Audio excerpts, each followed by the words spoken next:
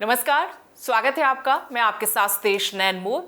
आज हम बात करेंगे कांग्रेस के विधायक से जिन्होंने 2019 में उपचुनाव से अपनी चुनावी राजनीति की शुरुआत की। फिर 2024 में भी बड़ौदा की जनता ने उन पर विश्वास जताते हुए विधानसभा भेजा।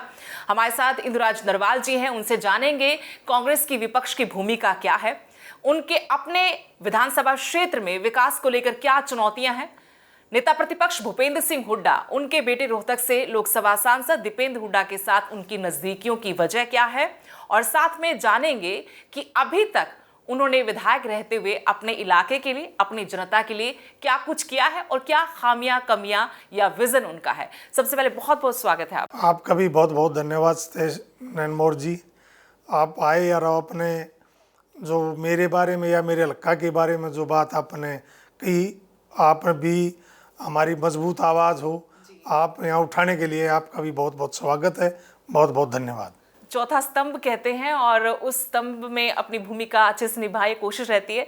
पहला सवाल मैं आपसे करना चाहती हूँ, विधायक दूसरी बार आपको चुना गया, तो इस अभी तक के सफर में आपने अपने इलाके के लिए क्या ऐसा किया है विकास में, या अभी लगता है कि विपक्ष में है तो विकास वैसा नहीं हो पा रहा, उम्मीदों पर खरा उतर पाए नहीं? देखिए, मेरा जो हल्का है, मैं सबसे पहले बताऊंगा आपने, मेरा जो हल्का पूरा ग्रामीण हल्का है। पूरे हरियाणा प्रदेश में शायद अकेला ऐसा हल्का है जिसमें कोई कस्बा और कोई शहर नहीं है। किसान मजदूर का हल्का है और पूरा ग्रामीण है। मैं 2020 में जब मध्यवर्ती चुनाव हुआ तो जब मेरे को मौका मिला और मेरे को टिकट दी आदरणीय चौधरी भूपेंद्र हुड्डा जी ने, दीपेंद्र हुड्डा जी ने और कांग्रेस पार्टी ने, और जब मेरे को मौका मिला तो मेरे हल्के में बहुत सारी गंभीर समस्याएं थी। सबसे बड़ी समस्या तो ये थी कि किसानों का हल्का है तो वहाँ जल भराव की बहुत बड़ी समस्या थी और लगातार किसानों की जो फसल थी वो खराब होती जा रही थी। तो जब मेरे को मौका मिला विधानसभा में, जब मैं आया तो मैंने एक मन सोच थी, मेरी एक मन बना लिया था कि मैंने मेरा हल्का जो बाढ़ मुक्त हल्का करना है, और मैं उस बाढ़ मुक्त हल्का करने के लिए मैंने विधानसभा में मजबूती से मैंने अपनी आवाज़ उठाई। मैंने मेरी कमेटी की भी सपोर्ट विजिट वहाँ करवाई, आश्वासन समिति की, और वहाँ कमेटी बाकायदा कई गाँव का दौरा कराया बनते 6 महीने के अंदर अंदर, और उसका मैंने बड़ा फ़ायदा मिला।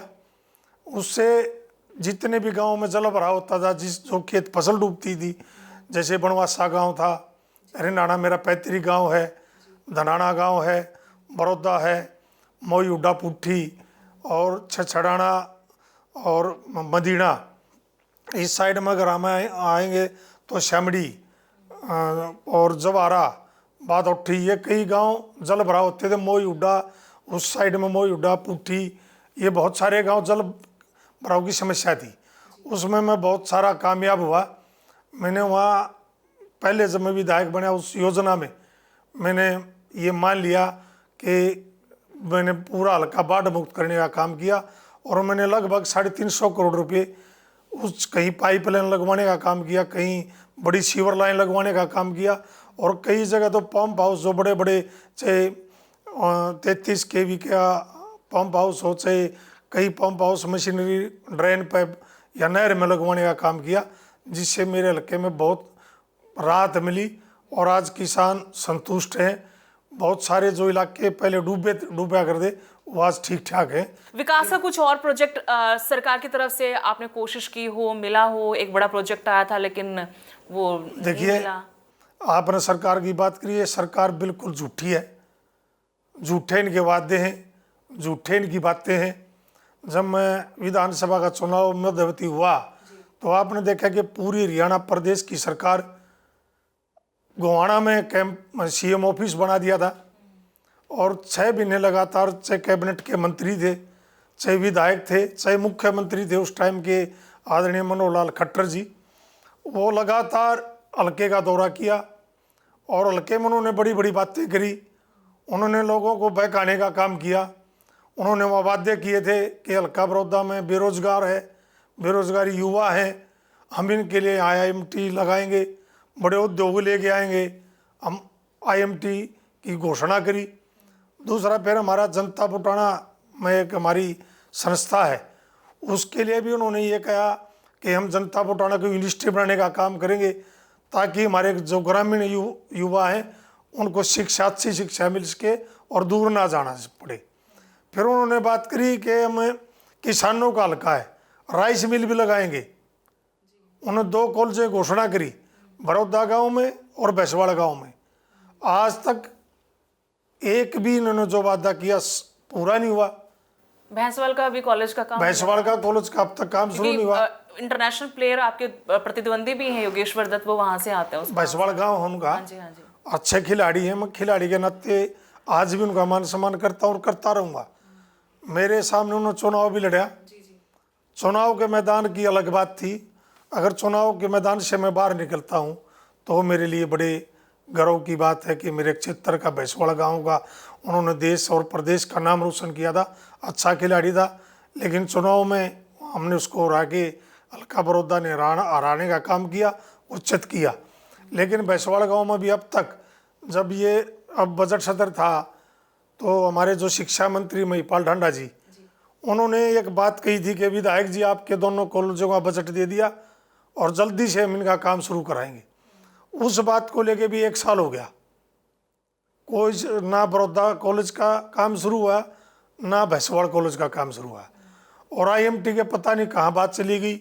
बार बार मैंने विधानसभा में भी याद दिलाई, ना उस जनता बटाना की यूनिवर्सिटी बनाने का काम किया।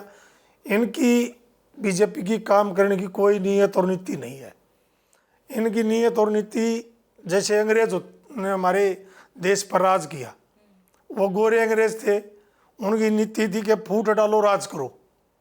ये काले अंग्रेज हैं, इनकी भी वही नीति है, फूट डालो राज करो। आपने देखा हमारे हरियाणा प्रदेश का 36 बिरादरी का जो भाईचारा था, एक पूरे देश और दुनिया में इसको जाना जाता था। अगर 36 बिरादरी का कहीं भाईचारा है तो वो हरियाणा प्रदेश में।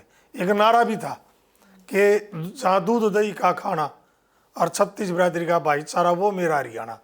देखिए, ये आरोप तो बीजेपी वाले लगाते हैं कि आप 2016 में कांग्रेस की वजह से, और साफ तौर पर नाम लेते हैं भूपेंद्र सिंह हुड्डा का, कि उनकी वजह से 35-1 हुआ। देखिए, मैंने पहले भी कहा, झूठ बोलने में माहिर है, नाचना या आंगन टेढ़ा।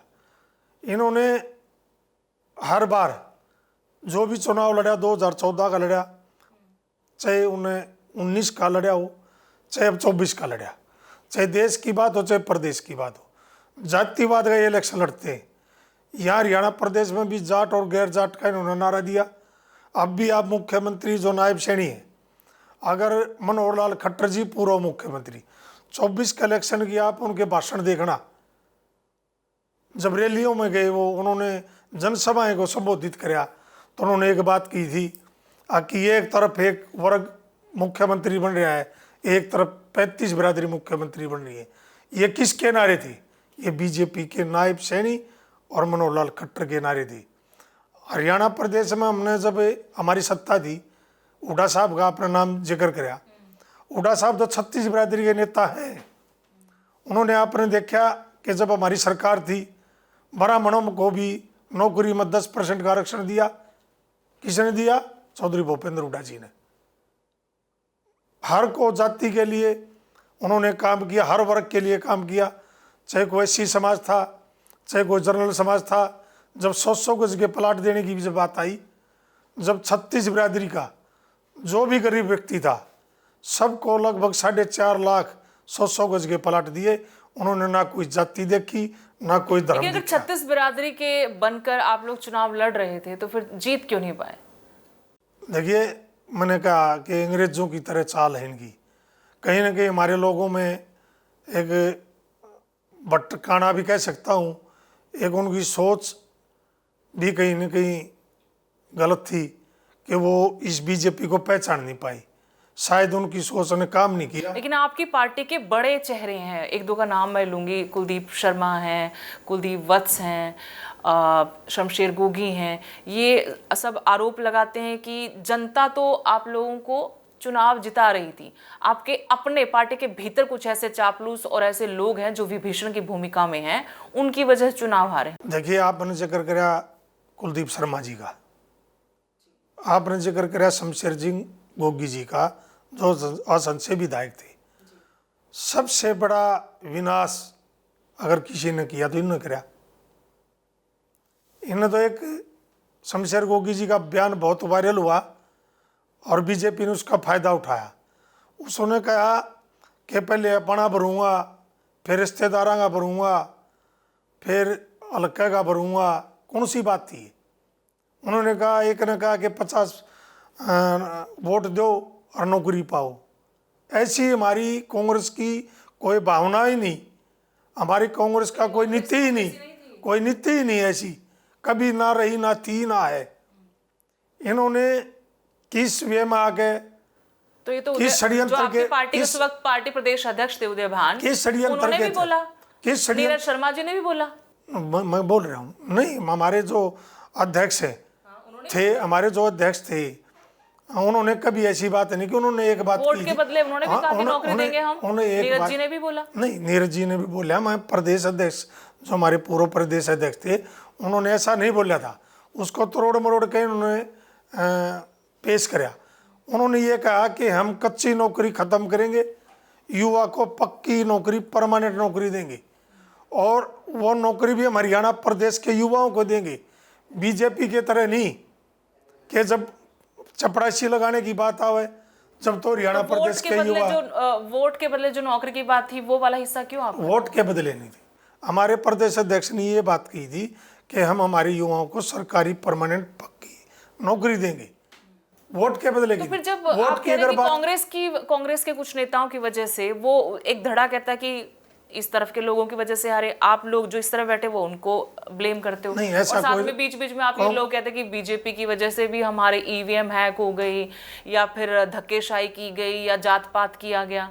रीजन आप लोग बंटे क्यों हो हार के कारण पर? नहीं, बटे नहीं हम कभी नहीं बटते। अगर बटता देखना था बीजेपी में बटे। हार के कारण पे पूछ रहा हूं। नहीं, हार के कारण के बहुत कारण, सबसे बड़ा कारण अगर कोई है, आपने देखा कि 90 विधानसभा हरियाणा प्रदेश में 90 को बीजेपी ने टिकट नहीं दी। बीजेपी ने टिकट दी लगभग 135 कैंडिडेटों को। इन्होंने पैसे का षड्यंत्र कराया, निर्दलीय कैंडिडेट उतारे। निर्दलीय कैंडिडेटों को किसी को 10 करोड़, किसी को 15 करोड़, किसी को 20 करोड़ रुपए देंगे। हल्के में निर्दलीय भूपेंद्र सिंह हुड्डा को लेकर भी निर्दलीय विधायक जहां पर उनके दूसरे गुट के लोग मजबूत थे वहां पर निर्दलीय उतार दिए। ये तो कांग्रेस पर भी लगता है। अरे कहाँ लगते हैं? मैं जो कह रहा हूँ वो सत्य कह रहा हूँ। मैं भगत भोगी हूँ। एक बाकी सीटों पे नहीं जाएंगे, उचाना सीट पे जाएंगे। उचाना सीट को लेकर भी मैं अपनी सीट की भी बात करता हूँ। हाँ, आपकी सीट पर भी मैं अपनी सीट की बात करता हूँ। हमारे वहाँ इन्होंने डम्मी कैंडिडेट दिया बीजेपी ने, और बीजेपी का असली कैंडिडेट निर्दलीय कपूर नरवाल था। बिल्कुल बीजेपी का था। मैंने तो विधानसभा का जब इलेक्शन चला, जब कहा, लोगों ने समझा, लोगों ने माना। भाई जब एक दिन पहले मैं मेरे बड़े भाई के पास गया और उन्होंने ये कहा कि मैं इलेक्शन नहीं लड़ूंगा। बहुत बार उन्होंने पीसी करी, उसमें ये कहा मैं इलेक्शन नहीं लड़ूंगा, निर्दलीय है। और फिर वो निर्दलीय चुनाव लड़ रहे। रात के 11 बजे प्रदेश अध्यक्ष बीजेपी के मोहनलाल बड़ौली और बीजेपी के और 2-3 नेता रात को उसको घर गए। उसके बाद उन्होंने चुनाव लड़ा। फिर आप पैसे का लेन देन भी होगा इसमें, सब कुछ हुआ है, कोई शक नहीं। और वहाँ नहीं, हरियाणा प्रदेश के लगभग 60-65 कैंडिडेट बीजेपी ने ऐसे उतारे, पैसे का दुरुपयोग कराया, जिसके कारण हमारे आपने मैं जिक्र करूंगी यहाँ पर। चित्रा सरवारा ने कहा कि गलत टिकट आवंटन हुआ, टिकट गलत बांटे कि जो डिजर्विंग थे उनको नहीं मिला, और इसकी वजह से कुछ लोग निर्दलीय, जहां सीट जीत रही थी कांग्रेस साफ तौर पर, वहां कांग्रेस हार गई। सच बात है? देखिए, ऐसी बात नहीं थी। हमारा टिकट देने का अधिकार तो पार्टी हाईकमान करती है, और पार्टी हाईकमान ने हर विधानसभा का सर्वे करवाया और हर उस मजबूत कैंडिडेट को टिकट दी जो जिताऊ था, और जीतने भी थे। आज की सरकार लोगों की बनाई सरकार नहीं है, वोटों से बनी सरकार नहीं है, कांग्रेस की बनाई सरकार है, लोगों के मन की सरकार नहीं है। ये सरकार षड्यंत्र की सरकार है, पैसे के बल पर बनी हुई सरकार है। ये लोगों को तोड़ के, भाईचारा तोड़ के बनी सरकार है। ये सरकार की जो मशीनरी थी उसका दुरुपयोग करके, तानाशाह, मैं इसको कहूँ तानाशाही करके ये सरकार बनी है। आज भी आप हरियाणा प्रदेश के किसी कोने में जाओ, आप जहाँ जाओगे ये कहेंगे भाई हमने वोट तो कांग्रेस को दी थी और हम चाहते थे कांग्रेस की सरकार आई और आनी भी थी, लेकिन बीजेपी के षड्यंत्र के कारण तीसरी बार बीजेपी की सरकार बनी। आप देखो हरियाणा प्रदेश की जो तीसरी बार सरकार बनी, क्या कोई वर्ग खुश है? किसान परेशान है, खिलाड़ी दुखी हैं, युवा बेरोजगार है। हरियाणा प्रदेश में कोई विकास नाम की चीज़ नहीं, कानून व्यवस्था नाम की कोई चीज़ नहीं। हरियाणा प्रदेश में लगातार गुंडागर्दी, खुलेआम मर्डर, फिरौतियाँ, जो क्राइम है वो बिल्कुल ये लाइव आ गई। ये कहना कि मैंने इसका मर्डर किया और मैं इसकी जिम्मेवारी लेता हूँ, और तब ये षड्यंत्र की सरकार बनी। आज खिलाड़ियों के हालात देखो। एक एक करके मुद्दों पर आते हैं क्योंकि हमारे हरियाणा के लिहाज से बहुत महत्वपूर्ण है, लेकिन उससे पहले मैं राज्यसभा का जिक्र करूंगी क्योंकि आपने कहा तोड़ फोड़ की राजनीति बीजेपी की तरफ से हुई और इस करके षड्यंत्र के तहत ये सरकार बनी है। राज्यसभा चुनाव में ऐसा क्या हुआ कि आपके अपने विधायक छिटक गए, खुले तौर पर कह दिया कि नहीं नहीं हम अपने लीडरशिप को चुनौती दे रहे हैं, हमारे काम नहीं होते, हम नहीं खुश थे उनकी लीडरशिप में। और लीडरशिप मतलब क्या, नेता प्रतिपक्ष कौन है? आपने सही कहा, आप सही बात कही। जब राज्यसभा का चुनाव था, आपकी मीडिया भी बार बार ये दिखा रही थी, ये कह रही थी पूरी मीडिया, और की नेताओं के भी बयान थे। पहले जब राज्यसभा के चुनाव होते थे, ये कहते थे भाई फलाना विधायक टूट गया, फलाना विधायक फलाने का पालम चलेगा। लेकिन ऐसा पहली बार था कि जब राज्यसभा का चुनाव आया तो ये आवाज़ थी कि फलाना विधायक बिकेगा, फलाना विधायक बिक गया, फलाना विधायक। टूटने की बात किसी ने नहीं करी, बिकने की बात क्यों करी? मैं आपसे भी पूछना चाह रहा हूँ ये सवाल। आपने चलाया खूब सारी मीडिया ने, तो आप मान रहे हो भाई बिके हैं विधायक, क्योंकि वहां से आए, खरीद फरोख्त की कोशिश खरीद हो रही है ये बिल्कुल सच्चाई है कांग्रेस की तरफ से। खरीद लेकिन कांग्रेस आज तक ये साबित नहीं कर पाई। आप लोग कह रहे हैं कि हाँ खरीदे गए, तोड़े गए, पैसे दिए, लेकिन कांग्रेस के पास आरोपों के अलावा कुछ है नहीं। कोई सबूत तो होगा ना? सबूत है, इससे बड़ा सबूत क्या होगा? कांग्रेस के 5 विधायक बीजेपी को वो तो कह रहे कि हमें नहीं चाहिए ऐसी लीडरशिप, हम ठीक नहीं, हमारे काम नहीं हो रहे, हम जा रहे हैं वहां पर काम करने। फिर आपने चुनाव को लड़ा ऐसे नेता के पार्टी से, इस पार्टी से क्यों लड़ा चुनाव? ऐसे नेता के को आपने क्यों चुनाव के मंचों पर बुलाया जब आपकी जीत मिली? आपने जब नहीं बुलाना चाहिए था उस नेता को। हमारे जो इस हरियाणा प्रदेश का उज्जवल भविष्य है, हमारा भाई दीपेंद्र हुड्डा जी, जो 24 घंटे से लगातार 18 घंटे आज भी, और जब सत्ता में थे जब भी लोगों के बीच में रहा, और जो कैंडिडेट आज बीजेपी के राज्यसभा की वोट दी, उन सभी के विधानसभा में जाके उन्होंने वोट मांगी, वोट की अपील करी और जिता के ले गए। आज आप नेतृत्व को पूरा आंगुल उठा रहे हो। तब आपने कहना चाहिए था कि हमने आपकी जरूरत नहीं है। जब तो आप कह रहे थे मेरे आइए, मैं जीतूंगा जब जीतूंगा। और हमारे आदरणीय नेता चौधरी भूपेंद्र हुड्डा जी ने देखा, सभी विधानसभा सीटों पे जा गए, मेहनत करी, वोट की अपील करी, और ये 37 विधायक चुनकाए। ऐसा कुछ नहीं, सब कुछ से पैसे का षड्यंत्र था, धन का षड्यंत्र था। और इन्होंने राज्यसभा में आपने देखा कि बैंक को घोटाला, किसको हमारा चुनाव अधिकारी बनाया गया? हमने पहले भी कहा था, पंकज अग्रवाल को लेकर सवाल उठाया था, पहले भी हमने ये कहा था कि ये बैंक के घोटालों में है। इनको बचाने के लिए, इनको हमारे साथ रोल करने के लिए, वोट कैंसिल करने के लिए इसको ये कहा गया है कि आप हमारा काम करिए, हम आपका करेंगे। और वो फिर क्लियर होया। आज पंकज अग्रवाल जी कहाँ हैं? नहीं, उसी साथ जो आप दावा कर उसी हिसाब से तो फिर उनके साथ भी धोखा हुआ। उनके, हाँ, वो बीजेपी धोखेबाज तो है। बीजेपी पार्टी, बीजेपी की सरकार, चाहे आरएसएस हो, ये किसी के सगे नहीं है। ये काम लेंगे और बाद में जूत मारेंगे। ये किसी के सगे नहीं, न कुर्सी के सगे हैं। इंद्रराज जी, एक और बहुत चर्चे हुए, जैकेट गैंग को लेकर बहुत चर्चे हैं। अभी भी आपकी पार्टी से भी कुछ लोग आप लोगों से नाराज रहते हैं, जो आप 5 विधायक रहते हैं, दीपेंद्र हुड्डा जी के साथ आसपास इर्द गिर्द कहते रहते हैं, वो जो मंडली है उससे आपकी पार्टी के अपने विधायक भी थोड़े से असहज होते हैं। नहीं, हमारी पार्टी का कोई ऐसा, आप लोगों के सामने नहीं बोलते होंगे, लेकिन हमारे सामने ऑफ द रिकॉर्ड तो हर बात होती है। नहीं, ऐसा कोई नहीं है।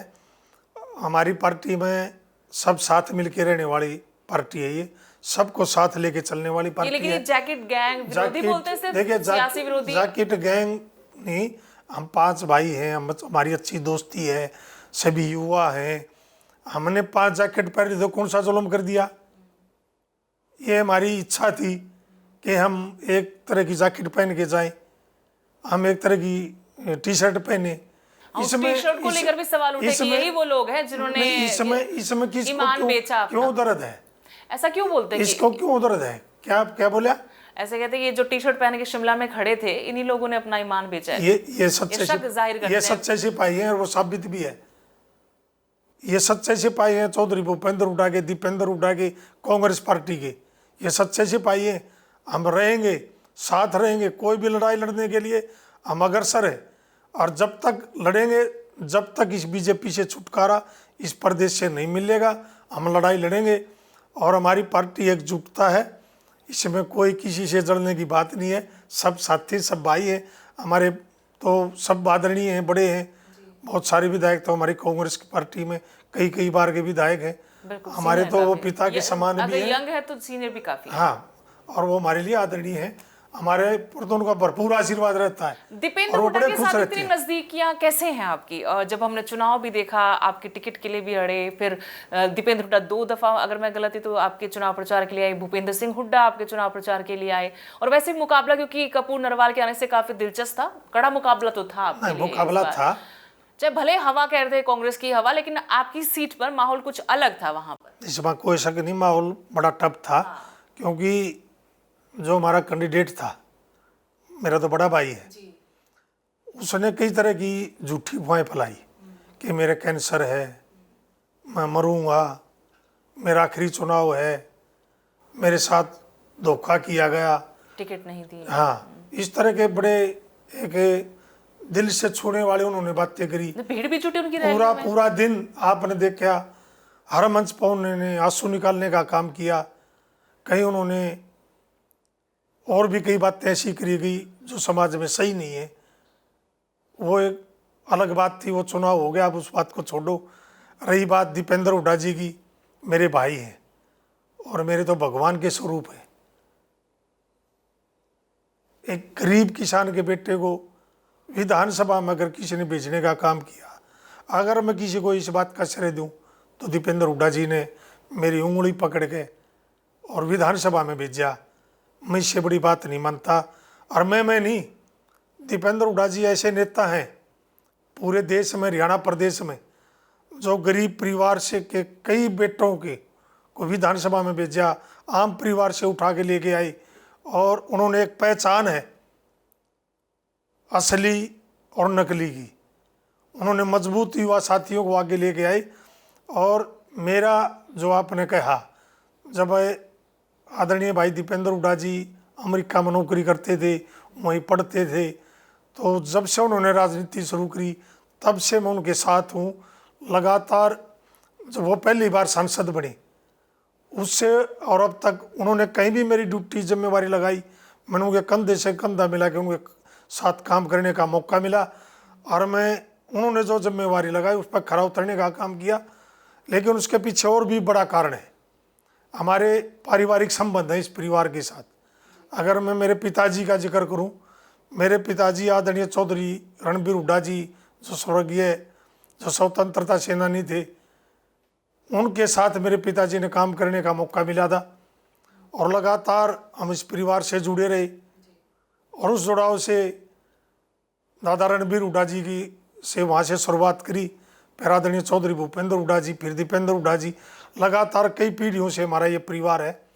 और कोई भी सत्ता आई, कोई सत्ता गई, कोई मुख्यमंत्री बने, चाहे किसी भी पार्टी का मुख्यमंत्री बने, चाहे कांग्रेस का हो चाहे किसी और पार्टी का हो, क्या ऐसी खास कोई एक बात बताओ दीपेंद्र हुड्डा की जो लोगों को नहीं पता हो? हमने कभी भी इस परिवार से अलग कोई राजनीति नहीं करी। लेकिन नरवाल साहब, ये बताएं कि क्या ऐसी खास बात दीपेंद्र हुड्डा की है जो अभी तक पब्लिक के सामने ना आई हो? देखिए, दीपेंद्र हुड्डा जी की खासियत तो बहुत सारी खासियत। मैंने कहा कि उनके बारे में उनका सहज स्वभाव है, व्यवहार इतना नरम स्वभाव, जो कि होता नहीं है जिस बिरादरी से वो आते हैं। वो सही कह रहे हो, है ना? लेकिन ऐसी कोई खास बात जो आप लोग, क्योंकि आपका पर्सनल रिलेशंस उनके साथ है, जो अभी तक पब्लिक से दूर है, उनका कोई ऐसा पहलू? नहीं, ऐसा कोई है नहीं उनका पहलू। आपने देखे कि लगातार जो पब्लिक पे 18-18 घंटे आदमी कोई भी बीच में रहेगा, तो उसके जो सारे व्यवहार है वो सबके बीच में पक्का आएंगे। लेकिन सियासी और विरोधी आप वो लोगों के ये नरम भी तो है। कहते हैं कि अपने नाकाबिल बेटे को काबिल बनाने की कोशिश में ही भूपेंद्र सिंह हुड्डा ने अपनी कांग्रेस का बेड़ा गर्क कर लिया और सरकार आते आते भी रह गई। ऐसे भी आरोप लगाते हैं कि धृतराष्ट्र की भूमिका में, चाहे एनएलडी के नेता हो, चाहे कांग्रेस में रहे आज बीजेपी के नेता हो, वो नेता ये आरोप लगाते हैं। ये एक युवा के प्रति जलन है, इन लोगों की जलन है कि दीपेंद्र हुड्डा जी आपने देखा बड़े सहज स्वभाव है, कोई कहीं रोक लो, चाहे सत्ता थी चाहे अब है, कोई कुर्ता पकड़ लो, हर समय लो, वो हर आदमी की आवाज़ है। आपने किसान आंदोलन देखा होगा, किसान आंदोलन में अगर कोई सबसे ज़्यादा किसी पार्टी का नेता गया किसानों के बीच में आंदोलन में, तो उसका नाम दीपेंद्र हुड्डा है। और मैं वो कहानी बताऊंगा, किसान आंदोलन में सबसे पहले मेरे बड़ौदा गांव का एक युवा था, वो लड़का शहीद हुआ किसान आंदोलन में। जब वो शहीद हुआ तो मैंने बात करी दीपेंद्र हुड्डा जी से कि बड़ौदा गांव का लड़का आज शहीद हो गया और वो शरीर पूरा कर गया। जब मैंने दीपेंद्र हुड्डा से बात करी कि माँ जी वो सारा 1.5 एकड़ का ज़मींदार है, उसके 3 बेटियां हैं और बड़ा गलत हुआ, तो सच्चाई बताता हूँ, दीपेंद्र हुड्डा जी फ़ोन पर रोने लगे थे। अरे बड़ा अनर्थ हुआ। न बोला विधायक जी इस परिवार को संभालना है अपन, इस परिवार का साथ देना है। मैं बताओ जी, न बोला भाई इस परिवार को आप आर्थिक स्थिति जो कमज़ोर बता रहे हो, 3 बेटियां हैं, ये कैसे पढ़ेगी, कैसे स्कूल भेजेगी इसकी माँ इनको आप पैसे देने का काम करो, इनको सहायता करने का काम करो। माँ जी बताओ आप कितने दो। सच्चाई है ये बिल्कुल फ़ोन पे। तो कहा दीपेंद्र हुड्डा जी ने आप 2 लाख दो, फिर कहा 5 लाख दो, फिर बोला 5 में भी काम नहीं चला, आप 10 लाख देगा हो, मैं पैसे दूंगा और आप वो पैसे लेके उसके 13वीं से पहले 10 लाख रुपये आप दे के जाना, आप तुरंत पहुँचो पोस्टमार्टम कराओ। मैं तुरंत वहाँ पोस्टमार्टम हाउस गया और उस परिवार से मिला, और मैंने 13वीं से पहले MP साहब ने, दीपेंद्र हुड्डा जी इतने भावुक हो गए थे कि उन्होंने पैसे भेजे मेरे पास, और मैं वो पैसे 10 लाख रुपये उस परिवार को दे गया, जिससे वो सारा बने। और फिर बहुत सारे किसान शहीद हुए, आंदोलन लंबा चला, लेकिन आंदोलन लंबा चला। आप देखो हर किसान जो शहीद हुए हरियाणा प्रदेश की, हर किसान के घर जाने का अगर किसी ने काम किया, हर उस माँ को जिसका बेटा गया, हर उस औरत को जिसका पति गया, उसको जाके अगर किसी ने सांत्वना दी तो उसका नाम दीपेंद्र हुड्डा है।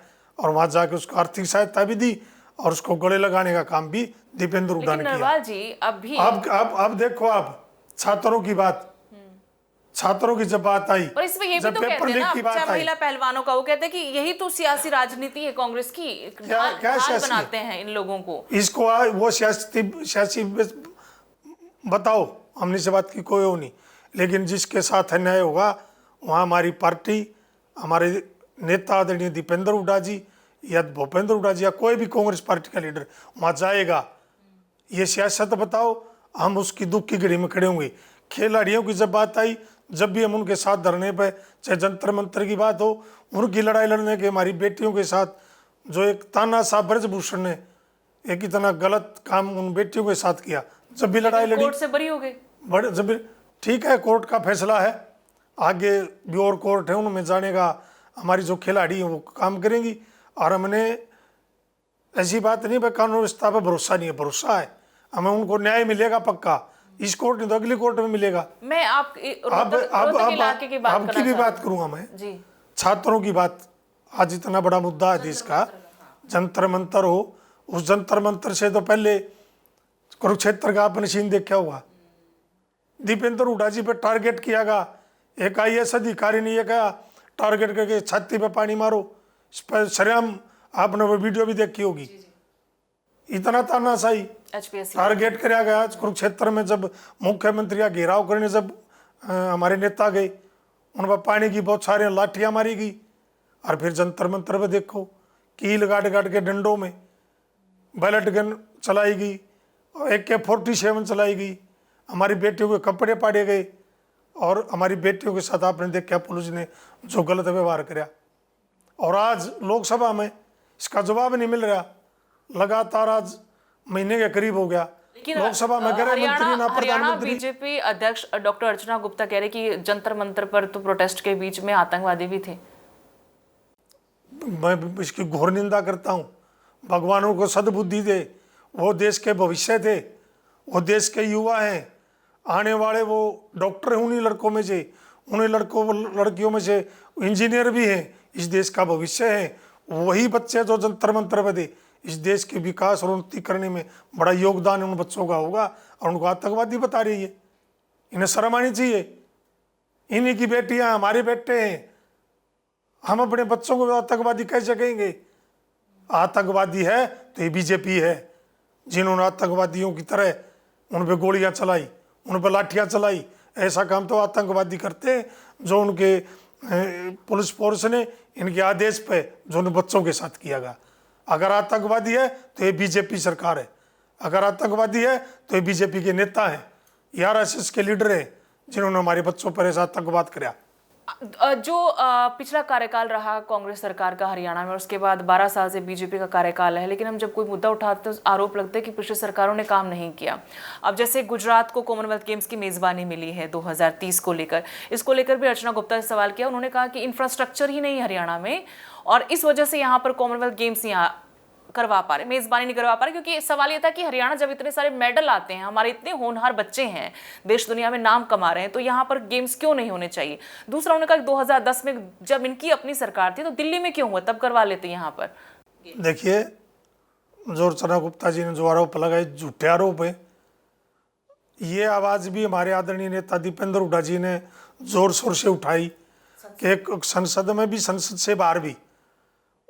और बिल्कुल सही बात है कि जब गोल्ड लेने की बात आवे, जब तो हरियाणा प्रदेश के युवा विदेश की धरतियों पर तिरंगा झंडा फहराने का काम करते हैं, और जब कॉमनवेल्थ की बात आए तो जब गुजरात क्यों, जब खेल स्टेडियम बनाने की बात आवे या खेल बजट देने की बात आवे, जब 650 करोड़ गुजरात में क्यों, हरियाणा को 90 करोड़ क्यों, और अब जब कॉमनवेल्थ की बात आई तो जब भी गुजरात में क्यों।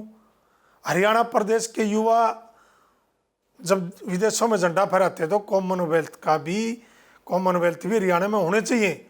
हमारे तो बहुत सारे खेल स्टेडियम बनवाए, वो तब जब हमारी सत्ता थी। वरुण मुलाला ने एक क्वेश्चन लगाया था, पूछा था कि क्या सरकार ने कहा था, अपील की थी कि हमारे यहाँ होने चाहिए, तो वहाँ अपील ही नहीं की गई थी, नहीं कोई रिक्वेस्ट ही नहीं की गई थी, कोई अपील हरियाणा प्रदेश ने नहीं की। हरियाणा प्रदेश बिल्कुल नहीं चाहती कि इस हरियाणा प्रदेश का विकास हो, चाहे खेल की बात हो, चाहे उद्योग की बात हो। ये बिल्कुल ये तो एक घंटी बजाने का काम करते हैं, लोगों का मन भटकाने का काम करते हैं। आज तक लगातार 12 साल इस बीजेपी की सरकार ने होगी, और 2.5 साल हमारे जो फिलहाल के मुख्यमंत्री हैं आदरणीय नायब सैनी जी, वो प्रदेश हरियाणा प्रदेश के मुख्यमंत्री हैं। आप देख रहे रोज पंजाब के मुख्यमंत्री बन के रह गए, पंजाब में जाके वो बड़ी बड़ी बातें कर रहे हैं, हरियाणा प्रदेश को टाइम नहीं दे रहे। हरियाणा प्रदेश के लिए, कॉमनवेल्थ के लिए या खेल हो, इसकी मांग रखने का उनके पास कोई टाइम नहीं है। पंजाब की बात करते, पंजाब में जाके कहते हैं पंजाब को बड़ी खुशहाली देंगे, खेलों में आगे लेके जाएंगे। इस हरियाणा प्रदेश का तो बेड़ा गर्क कर दिया।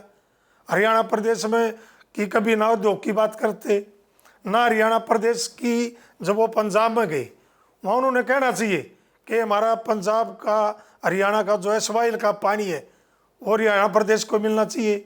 वो बात क्यों नहीं कर रहे वो? हरियाणा प्रदेश की शिक्षा की बात क्यों नहीं कर रहे वो? लेकिन वो तो नशे की मचूर हैं। उन्होंने एक पंजाब में पगड़ी, अलग अलग रंग की पगड़ियाँ पहन के बांध के वहाँ घूमते रहते हैं। हमारे हरियाणा प्रदेश का कोई काम उसको याद नहीं, हरियाणा प्रदेश का विकास याद नहीं, हरियाणा प्रदेश की शिक्षा का भट्टा गोल कर दिया। इस बात की कोई चिंता नहीं। ये बात मैं नहीं कर रहा, और कानून व्यवस्था को लेकर इस बात को मैं नहीं कर रहा। जब हम इनके एचपीएससी का जो चेयरमैन है, और यह भी बड़ी दुख की बात है कि हरियाणा प्रदेश के एचपीएससी का जो चेयरमैन है वो बिहार का है, आलोक वर्मा जी। क्या हमारा हरियाणा प्रदेश में ऐसा 3 करोड़ की लगभग आबादी में ऐसा कोई पढ़ा लिखा व्यक्ति को नहीं मिला कि जो एचपीएससी का चेयरमैन बने? और उसका सबसे बड़ा नुकसान हमने हरियाणा प्रदेश को हो रहा है। अगर आज नौकरियां हरियाणा प्रदेश में कोई लग रही है तो 75% बाहर के युवाओं को नौकरी। वो कह रहे योग्यता के आधार पर क्या लेते हैं योग्यता, नौकरियां कौन सी यह कौन सी योग्यता है कि एचपीएससी का चेयरमैन बिहार का है, क्या यह योग्यता है? हमारे हरियाणा प्रदेश में योग्यता नहीं है किसी व्यक्ति में। वो कह रहे हैं कि उनके चेयरमैन का बयान था, जब हमारे हरियाणा प्रदेश के युवा छात्र उनसे मिलने गए चेयरमैन से, उन्होंने खुलेआम कहा कि हरियाणा प्रदेश में वो शिक्षा ही नहीं है, हरियाणा प्रदेश का बेड़ा गर्क हो रखा है शिक्षा का। इनके चेयरमैन का बयान है। वो चिंता नहीं कर रहे, लेकिन चिंता पंजाब की है। लेकिन सवाल तो ये भी है कि जब गुजरात को आप इतना इतना बजट दे रहे हो, वहां पर कॉमनवेल्थ गेम्स हो रहे हैं, लेकिन वहां से एक पदक भी नहीं, और यहाँ पर इतने पदक आप कह रहे हैं इंफ्रास्ट्रक्चर नहीं, वहां पर इंफ्रास्ट्रक्चर है तो कोई मेडल नहीं, और यहाँ पर बिना इंफ्रास्ट्रक्चर के बच्चे मेडल। और ये भी पहली बार देखा होगा आपने, अगर जीते जी किसी के नाम पर कोई स्टेडियम बना हुआ तो नरेंद्र मोदी के नाम पे गुजरात में बना। ये भी पहली बार हुआ है। ये सब काम पहली बार करें। ये भी पहली बार है कि हरियाणा प्रदेश में सरेआम कानून व्यवस्था का चरम सीमा पे। ये पहली बार है। अगर किसी भी को गोली मारे बदमाश और लाइव आ गई ये कहना कि इसकी जिम्मेवारी मैं लेता हूँ कि ये मर्डर मैंने किया है। मुख्यमंत्री कह रहे हैं कि कांग्रेस राज में एफआईआर ही नहीं होती थी। एक और देखो आप, और फिर ये कहे अगर कोई बीच में आगा उसने भी मारेंगे। ये भी पहली बार हुआ है। और ये भी पहली बार हुआ है कि हरियाणा प्रदेश में बहुत सारे अपराध तो ऐसे हैं जो कांग्रेस का नाम लेते हैं कि एफआईआर दर्ज नहीं होती। यह भी पहली बार है कि हरियाणा प्रदेश के युवाओं को हरियाणा प्रदेश में रोजगार नहीं। यह भी पहली बार है कि हरियाणा प्रदेश के जो खिलाड़ी हैं आज दूसरे प्रदेशों में नौकरी कर रहे, राजस्थान पुलिस, कहीं रेलवे में, कहीं सेंट्री और कोई सी नौकरी में। यह भी पहली बार है कि हरियाणा प्रदेश के जो युवा विदेशों में झंडा फहराने का काम करते हैं, हरियाणा प्रदेश में उनको ना सरकारी नौकरी है, ना अच्छा उनको मान सम्मान है, ना उनको अच्छी व्यवस्थाएं हैं। यहाँ के तो खिलाड़ी आपने देखा, तो मुख्यमंत्री कह रहे कि पदक लाओ पद लाओ, तो 2 शब्द थे बस, हम लोग दे रहे हैं। इन 2 शब्दों में बहुत था, इतना करोड़ों में ये इन 2 शब्दों में इतना मान सम्मान था कि पदक लाओ पद पाओ। पदक जब लेके आते थे हमारे खिलाड़ी, हम बहुत बड़ी बड़ी रैलियां करके, आपने देखा चाहे गोवाना में रैली थी, चाहे राई में रैली थी, जब आदरणीय चौधरी भूपेंद्र हुड्डा जी मुख्यमंत्री थी, हमने किसी हॉल में बैठा के खिलाड़ी को सम्मानित नहीं करा।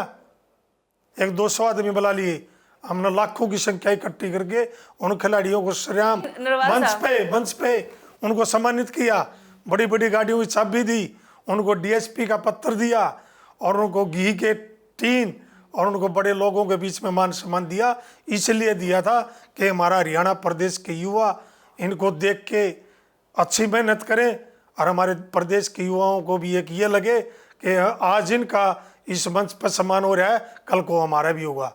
अगर आज जो मेडल है ना ओलंपिक में, ओलंपिक हो, एशियाड हो, चाहे वर्ल्ड कप हो, इनमें अगर कोई मेडल है तो वही देन है जो मैंने खिलाड़ियों का मान सम्मान कराया था और डीएसपी इंस्पेक्टर लगाने का काम किया। कुछ तो अच्छा किया होगा बीजेपी ने, क्योंकि चलो आप विपक्ष में हैं, लेकिन कुछ भी अच्छा नहीं किया बीजेपी ने 12 साल में। अच्छा तो मैंने बता न क्या कराया, गुंडागर्दी कराई, कुछ कोई शिक्षा का कोई तारीफ के लायक शिक्षा का बेड़ा गर्क कराया, और हमारी जो बड़े उद्योग यहाँ लगने थे वो गुजरात में भेज दिए। हमारी रेल कोच फैक्ट्री जो गोवाना में लगनी थी वो गुजरात चली गई, ये अच्छा कराया। हमारा जो हवाई अड्डा हमारे जो मैम और बयाने के बीच में बनना था, जो एयरपोर्ट बनना था, उन्होंने यूपी में भेज दिया। जो वो है ना, क्या नाम बोल रहे उसको, जेवर, वो जेवर भेज दिया। ये काम करे इन्होंने काम करे। आगे कोई भी उद्योगपति से हरियाणा में ना आए। इस हरियाणा प्रदेश में अगर उद्योगपति आ गया तो हरियाणा प्रदेश के युवा को रोजगार मिलेगा, तरक्की करेगा और आगे बढ़ेगा। इन्होंने यहाँ ऐसे ही बदमाशी फैलवाई कि कोई भी व्यापारी अगर जब आएगा, उद्योगपति कहाँ जाएगा, सबसे पहले हर व्यक्ति ने अपनी जान की जहाँ सेफ्टी मिलेगी, जहाँ सुरक्षा मिलेगी, वहाँ जाएगा। लेकिन यहाँ इतनी गुंडा कर दिया, कोई उद्योगपति आने को तैयार नहीं। और जो यहाँ भी उद्योग लगे थे, जो बड़े बड़े लोग थे, चाहे वो मेरे गोवाना शहर की बात हो, चाहे सोनीपत की बात हो, रोहतक की बात हो, करनाल, कुरुक्षेत्र, बड़े बड़े जितने हमारे शहर हैं, सब छोड़ के चले गए। हमारे जो बड़े बड़े लोग थे, बड़े उद्योगपति थे, वो प्रदेश छोड़ गए। हमारे प्रदेश को लुटवा दिया इन्होंने। एक दो आपको लेकर और आपकी पार्टी को लेकर सवाल करते हुए फिर हम बातचीत को खत्म करेंगे। कृष्णमूर्ति हुड्डा हैं, उन्होंने अभी स्टेटमेंट दी हाल में कि भूपेंद्र सिंह हुड्डा, दीपेंद्र हुड्डा कहीं से भी चुनाव लड़ें, मैं तो चुनाव लड़ूंगा तब भी हारेंगे, नहीं लड़ूंगा तब भी वो चुनाव हारेंगे। देखिए, कृष्णमूर्ति हुड्डा जी की उम्र होगी और शायद उन्होंने अपना दिमाग चेक करा लेना चाहिए। वो भटके हुए इंसान हैं, वो बहके हुए इंसान हैं, वो लोगों के दुत्कारे हुए इंसान हैं और उनका कहीं ना कहीं दिमाग अपसेट है। उन्होंने जयपुर में जाके इलाज करा लेना चाहिए। आदरणीय चौधरी भूपेंद्र हुड्डा जी छत्तीस बिरादरी के नेता हैं। लोगों में इतनी बड़ी वो है, आपने देखा जो भी उन्होंने चुनाव लड़ा, कभी भी अपने कलोई हल्के में वोट मांगने जाने का उन लोगों ने ये कह दिया था कि हुड्डा साहब आप बाहर जाओ, कलोई में आपने आने की ज़रूरत नहीं, हम आपका इलेक्शन लड़ेंगे। और सबसे बड़े मार्जिन से हरियाणा प्रदेश में किसी की जीत है तो वो चौधरी भूपेंद्र हुड्डा जी की है। अगर वो कृष्णमूर्ति हुड्डा जी बात कर रहे हैं, आप दीपेंद्र हुड्डा जी ले लीजिए। आज देश में जब उन्होंने लोकसभा का चुनाव जीता, जो पहले 4 सबसे ज़्यादा वोटों से जीते, उनमें दीपेंद्र हुड्डा जी का नंबर है। असलियत ये है, उन्होंने जयपुर जाके अपना दिमाग का इलाज करा लेना चाहिए। ऐसे लोगों के लिए तो मीडिया में जिक्र भी अच्छा नहीं होता है। दूसरा सवाल मेरा ये कि लीडरशिप बदली जानी चाहिए कांग्रेस की 2029 के चुनाव से पहले, क्योंकि आपकी पार्टी के भीतर से जब आपके नए प्रभारी जी आए पदभार ग्रहण करने के लिए, उस वक्त आपकी मीटिंग थी, मंथन तो नहीं लेकिन मीटिंग थी, सबने अपनी अपनी बात रखी, तो उस वहां से भी एक आवाज आई थी ऐसी, क्या नेतृत्व परिवर्तन होना चाहिए? नहीं, कोई आवाज़ ऐसी नहीं आई।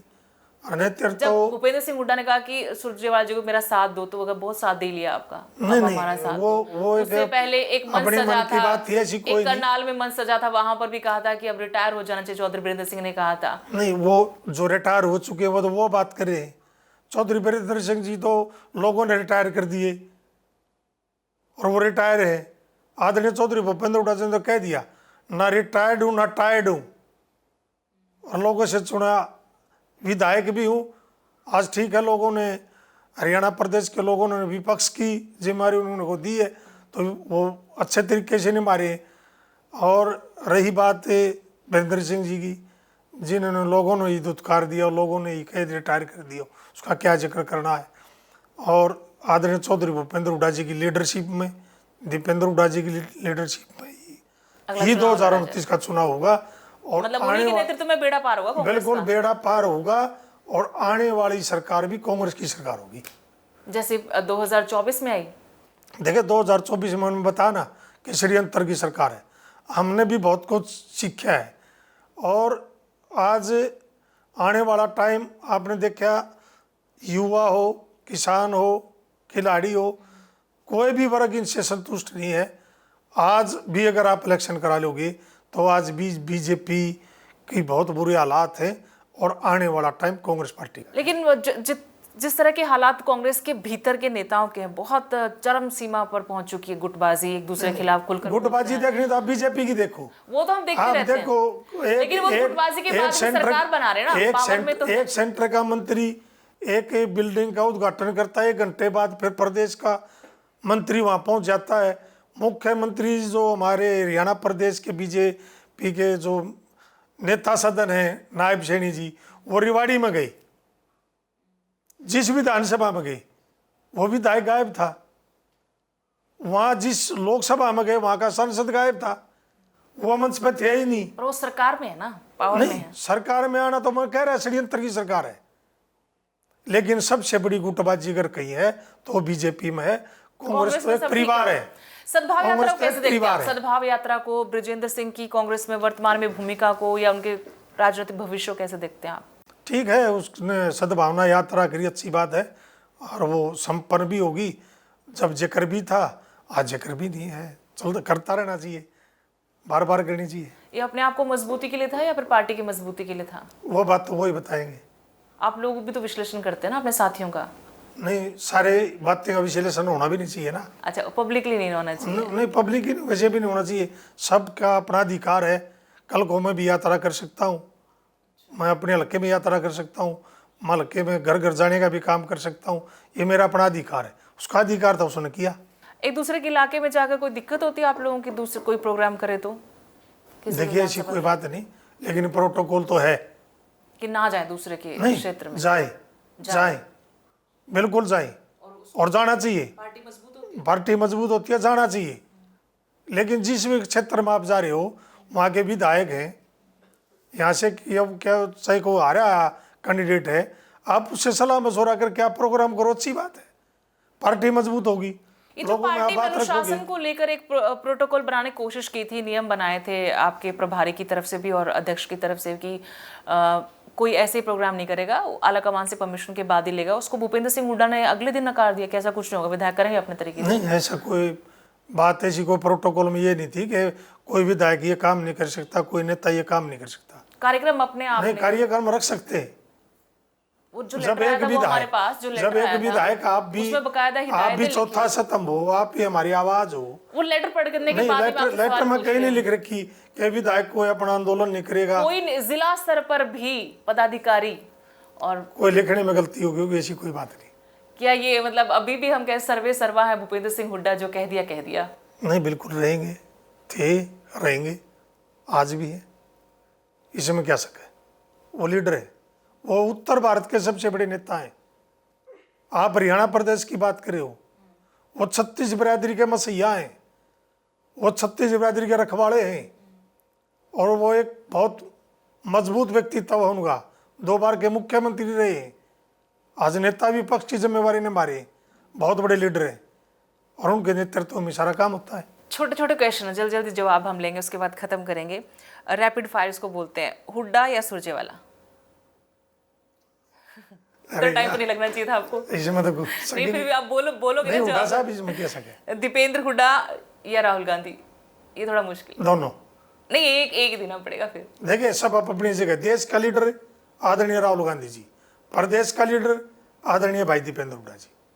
अच्छा, दोनों बड़े अच्छे लीडर हैं। गरीब, मजदूर, किसान, किसी की भी आवाज हो, ये दोनों लीडर अपनी अपनी उस पर उठाते हैं। लेकिन हमारा नेता, हमारी पार्टी का लीडर, हमारा नेता आदरणीय राहुल गांधी जी है। बीजेपी की अच्छी बात, एक अच्छी बात कोई अच्छी है ही नहीं, एक तो होगी, कोई भी नहीं। बुरे से बुरे इंसान में, बुरी से बुरी चीज में भी कुछ तो अच्छा होता है, कुछ तो अच्छा होगा।